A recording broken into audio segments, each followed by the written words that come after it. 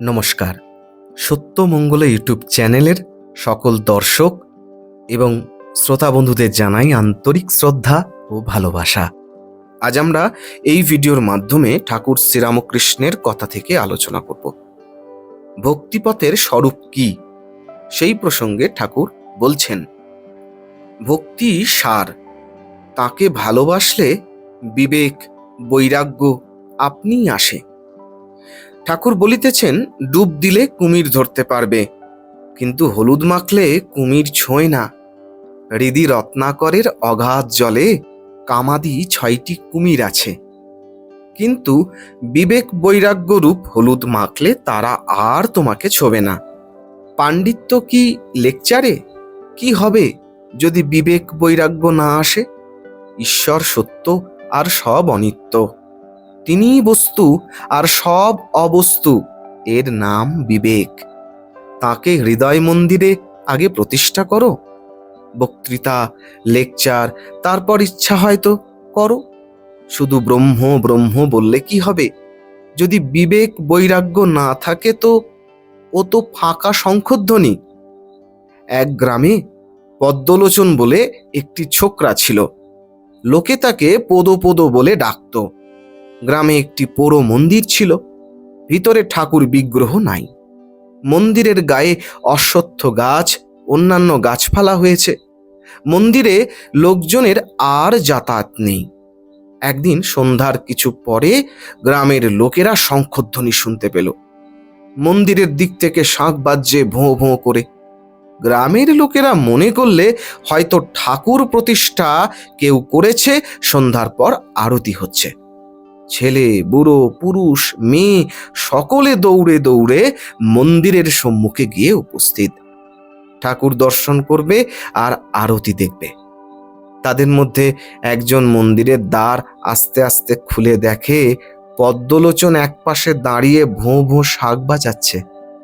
ঠাকুর প্রতিষ্ঠা হয় নাই, মন্দির মার্জনা হয় নাই, চামচিকার বিষ্ঠা রয়েছে। তখন সে চেঁচিয়ে বলছে, মন্দিরে তোর নাহিকো মাধব, পদ শাঁখ ফুকে তুই করলি গোল, তাই চামচিকে 11 জনা দিবানিশি দিচ্ছে থানা। যদি হৃদয় মন্দিরে মাধব প্রতিষ্ঠা করতে চাও, যদি ভগবান লাভ করতে চাও, শুধু ভোঁ ভোঁ করে শাঁখ ফুঁকলে কি হবে? আগে চিত্ত শুদ্ধি।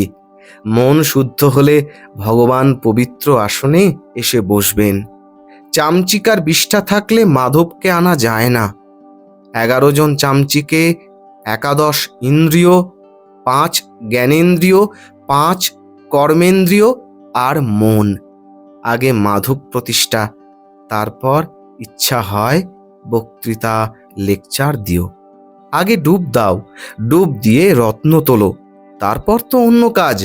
কেউ ডুব দিতে চায় না। সাধন নাই, ভজন নাই, বিবেক বৈরাগ্য নাই। 2-4টে কথা শিখেই অমনি লেকচার। লোকশিক্ষা দেওয়া কঠিন। ভগবানকে দর্শনের পর যদি কেউ তাঁর আদেশ পায়, তাহলে লোকশিক্ষা দিতে পারে।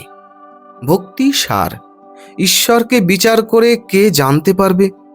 আমার দরকার ভক্তি, তার অনন্ত ঐশ্বর্য অত জানবার আমার কি দরকার? 1 বোতল মদে যদি মাতাল হই, সুরির দোকানে কত মন মদ আছে সে খবরে আমার কি দরকার?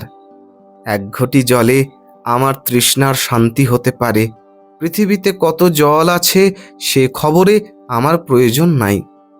কেউ কেউ সমাধির পরও ভক্তের আমি, দাস আমি নিয়ে থাকে। আমি দাস, তুমি প্রভু, আমি ভক্ত, তুমি ভগবান, এই অভিমান ভক্তের থাকে। ঈশ্বর লাভের পরও থাকে, সব আমি যায় না। আবার এই অভিমান অভ্যাস করতে করতে ঈশ্বর লাভ হয়, এরই নাম ভক্তিযোগ। হ্যাঁ, এমনটাই অপূর্ব আলোচনা করেছেন ঠাকুর শ্রীরামকৃষ্ণ। আজকের ভিডিও এখানেই শেষ করলাম। আশা করছি আজকের এই ভিডিও আপনাদের খুব ভালো লেগেছে। আর সত্যিই যদি ভালো লেগে থাকে তাহলে প্রতিদিনের মতো ভিডিওটিতে একটি লাইক, শেয়ার, কমেন্ট ও চ্যানেলে যারা নতুন এসেছেন তারা চ্যানেলটিকে সাবস্ক্রাইব করে সত্যমঙ্গল ইউটিউব চ্যানেলের পাশে থাকবেন। ধন্যবাদ।